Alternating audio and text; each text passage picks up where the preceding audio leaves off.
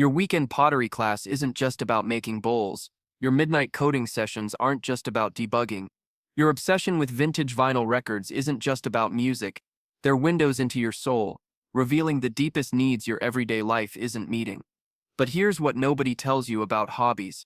The thing you think is just a fun distraction might actually be the most honest conversation you're having with yourself about who you really want to become. You think hobbies are about relaxation. Wrong. Dead wrong. While everyone's selling you the story that hobbies are just stress relief or creative outlets, neuroscience is uncovering something far more profound. Your brain doesn't pick hobbies randomly.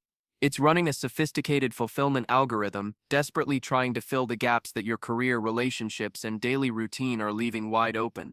Every hobby you gravitate toward is actually your psyche's attempt at self-medication, addressing specific psychological needs that are going unmet in your primary life structures.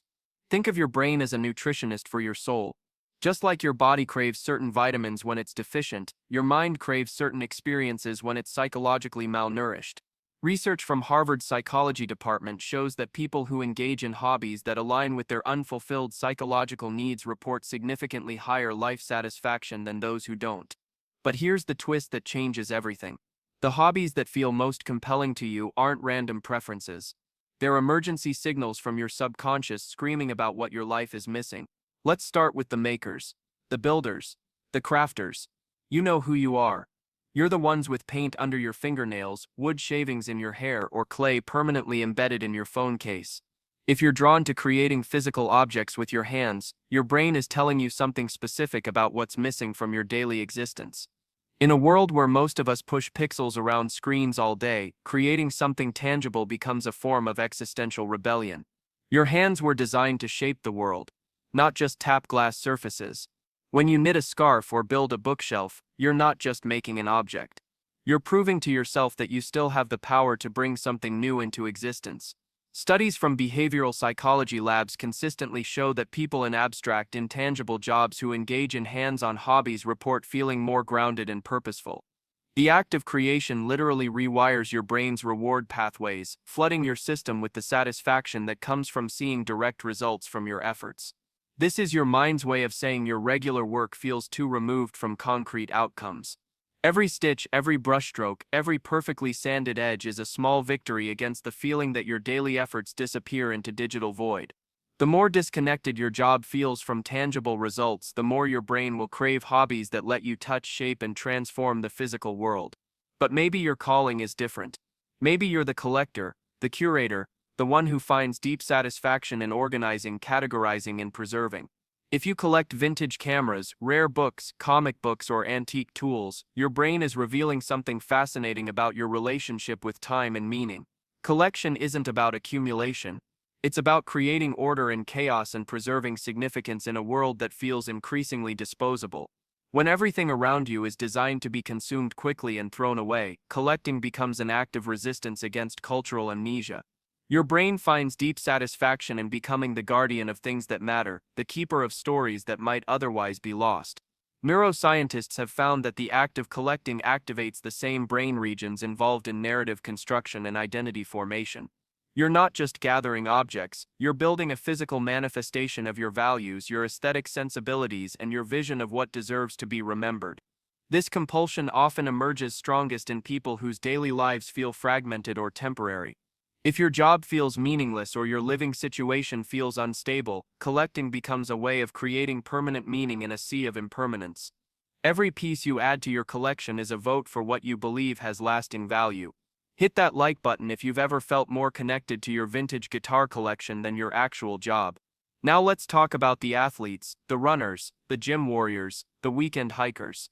If physical challenge drives your free time, your brain is sending you a clear message about what's missing from your daily existence. In a culture that's increasingly sedentary and safe, your body is literally aching for the kind of challenges it was designed to handle. But here's what most people miss about exercise hobbies. They're not really about fitness, they're about reclaiming your relationship with discomfort and proving to yourself that you're still capable of growth. When you push through that final rep or mile, you're not just building muscle. You're rebuilding confidence in your ability to overcome obstacles. Research from sports psychology shows that people who engage in challenging physical hobbies report higher self-efficacy across all areas of their lives. The gym becomes a laboratory for testing your mental resilience. Every workout that you don't want to do but complete anyway is proof that you can do hard things when they matter. This need usually emerges strongest in people whose daily lives have become too comfortable, too predictable, too safe. If your biggest daily challenge is deciding what to have for lunch, your brain will create artificial challenges to keep your growth mindset sharp. Physical hobbies become a way of simulating the kind of obstacles and achievements that modern life has largely eliminated. You're not training your body, you're training your belief in your own capability. But perhaps you're drawn to something entirely different. Maybe you're the gardener, the one who finds peace in nurturing life from seed to harvest. If you spend your weekends with your hands in soil, your brain is revealing something profound about your need for patience and natural rhythms in an increasingly instant and artificial world. Gardening isn't about plants. It's about reconnecting with cycles that extend beyond quarterly reports and social media algorithms. When you plant something and wait months to see results, you're practicing a form of faith that modern life rarely requires. Studies from environmental psychology show that people who garden regularly report lower anxiety and higher satisfaction with their ability to influence long-term outcomes. This isn't just about fresh tomatoes. It's about proving to yourself that slow, consistent effort can create something beautiful and nourishing. The need to garden often emerges strongest in people whose work lives are dominated by artificial timelines and instant feedback loops. If your job rewards quick fixes over sustainable solutions, your brain craves the honest timeline that only nature provides. Every seed you plant is a vote for the belief that good things are worth waiting for and that your efforts can have lasting positive impact. Then there are the performers, the musicians, the actors, the ones who come alive under lights and in front of audiences. If you're drawn to performance hobbies, your brain is revealing something essential about your relationship with authentic self-expression and human connection. Performance isn't about seeking attention, it's about creating moments of genuine human connection in a world that often feels isolated and performative. When you sing in front of others or act in a local theater production, you're not just entertaining. You're practicing vulnerability and creating shared emotional experiences. Neuroscience research shows that both performing and witnessing live performance triggers the release of oxytocin, the same hormone involved in deep human bonding. This need usually emerges strongest in people whose daily interactions feel scripted or superficial. If your work requires you to maintain a professional persona that doesn't feel authentic, performance hobbies become a space where you can explore different aspects of your personality without real-world consequences. Every time you step onto a stage or share your music, you're practicing the courage to be seen fully. The applause isn't what matters. The moment of genuine connection between performer and audience is your brain's way of satisfying its deep need for authentic human recognition. Subscribe and hit that notification bell because we're about to explore the psychology behind the most revealing hobby category of all. But first, let's talk about the escapists, the gamers, the readers, the ones who spend hours immersed in alternate realities. If your ideal free time involves disappearing into fictional worlds, your brain isn't avoiding reality, it's practicing for it. When you lose yourself in a complex video game or a gripping novel, you're not wasting time.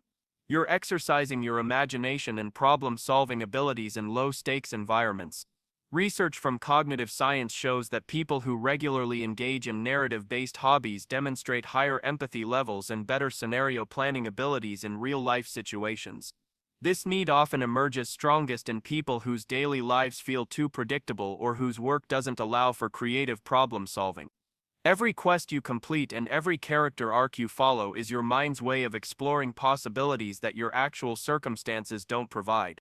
Now let's examine the learners, the students, the ones who spend their free time acquiring new skills that have no practical application to their current life. If you're learning languages you'll never use professionally, studying historical periods that fascinate you, or mastering complex board games that most people find overwhelming, your brain is making a profound statement about intellectual stagnation in your primary life structures. Continuous learning hobbies aren't about accumulating knowledge, they're about maintaining your sense of mental plasticity and growth potential. When you challenge yourself to understand something completely new, you're proving to yourself that you're still capable of becoming someone different. Research from cognitive psychology shows that people who engage in learning-based hobbies maintain higher cognitive flexibility and report feeling more optimistic about their ability to adapt to life changes. This compulsion often emerges strongest in people whose jobs have become too routine or whose daily mental challenges feel repetitive. If you spend 8 hours a day doing things you could do in your sleep, your brain will desperately seek out problems complex enough to require genuine mental effort. Every new skill you master is evidence that you haven't stopped growing, that there are still versions of yourself you haven't discovered yet. The knowledge isn't the point.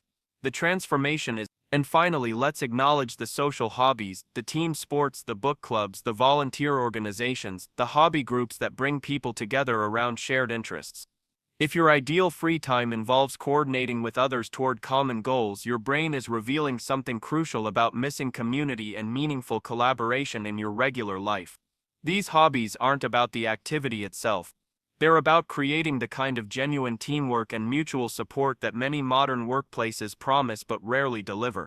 When you show up consistently for your hiking group or volunteer at the animal shelter, you're not just participating in activities. You're building the kind of relationships where your presence actually matters to other people. Studies from social psychology consistently show that people involved in regular social hobbies report higher levels of life satisfaction and lower rates of depression than those whose social interactions are limited to family and work colleagues. This need usually becomes most urgent for people whose work relationships feel transactional or competitive rather than genuinely collaborative. If your daily interactions revolve around what people need from you rather than what you can build together, social hobbies become spaces where cooperation feels natural and mutual support is the norm rather than the exception. Here's what all of this reveals about the deeper pattern, and here's where it gets really interesting. Your hobbies aren't random preferences or simple stress relief, they're your brain's attempt to construct a complete human experience from the fragments that modern life provides. But pay attention to the combinations. If you're both a collector and a maker, your brain is trying to balance preservation with creation. If you're drawn to both physical challenges and learning new skills, you're addressing both bodily stagnation and intellectual limitations. The specific combination of hobbies you're drawn to creates a psychological fingerprint that's more revealing than any personality test. Each hobby you're drawn to represents a specific psychological nutrient that your primary life structures aren't providing. The more intensely you're drawn to certain types of activities, the more urgent your brain considers those particular deficiencies. This isn't a judgment about your life choices. This is information about what it means to be human in a world that often asks us to be less than complete versions of ourselves. The most fulfilled people aren't those whose jobs provide everything they need. They're the ones who've learned to read their hobby preferences as a roadmap to their authentic needs and then either modify their primary life structures or consciously use their free time to address those gaps. Your weekend woodworking isn't a distraction from real life. It might be the most real part of your week. So what does your hobby reveal about what's missing from your life, and what are you going to do with that information? Drop your thoughts in the comments below, because understanding your own patterns is the first step toward building a life that feels complete rather than just busy. And if this perspective shifted how you think about your own free time choices, smash that like button, subscribe for more insights that help you decode the hidden psychology of everyday life, and share this with someone who might finally understand why they're obsessed with their seemingly random hobbies. Because when you understand what your brain is really asking for, you can stop feeling guilty about your interests and start using them as tools for building the life you actually want.